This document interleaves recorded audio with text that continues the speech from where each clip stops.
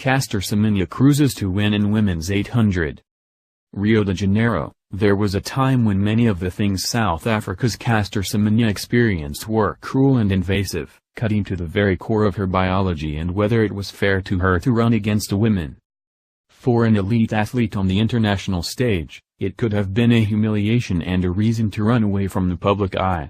For Semenya, it was only the beginning of a long, complicated road to a gold medal Saturday night in the women's 800 meters. Some people still say hurtful things about Semenya, and her competitors' true feelings are often betrayed by their silence. But for the most part, her story is now viewed largely as a positive one. Because regardless of the controversy surrounding hyperandrogenism, a condition that naturally produces higher levels of testosterone in women, watching her run is a thing of beauty. Semenya crushed the field in the 800 meters, sprinting away in the final 100 after briefly yielding the lead on the final lap. With a devastating move around the turn, she opened up on the field and won in 1:55.28, beating Francine Nansaba of Burundi by 1.21 seconds. Margaret Nyera Wambui of Kenya took the bronze.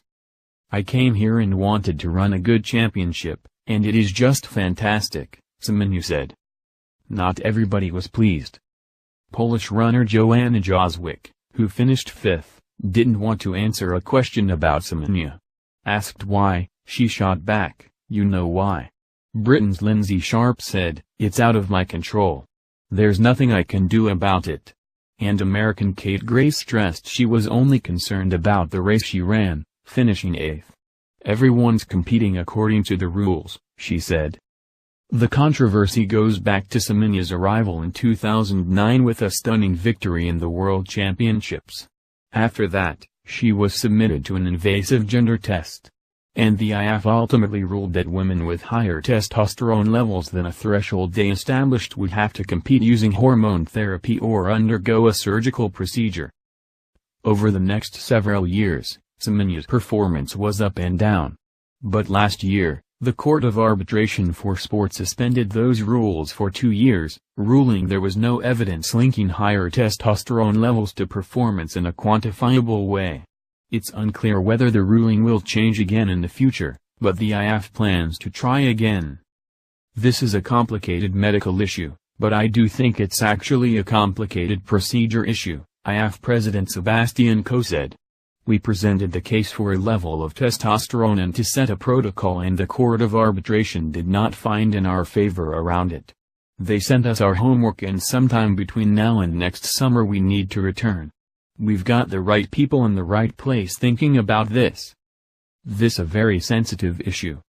They are sisters, they are daughters. I have daughters and I know how I would feel if this was being played out in a way that some people are trying to play things out. We'll take the case back to the Court of Arbitration and it will be a good case. It will be based on medical and scientific advice, and I don't think there's a great deal more that I can say other than to add to the point I made the other day that every athlete who is eligible to be here should be here." Semenya, understandably, wasn't interested in relitigating the controversy Saturday night. But she hopes that the scrutiny she's been under, and now the gold medal she's won, can help bring some understanding to an issue many are afraid to learn about.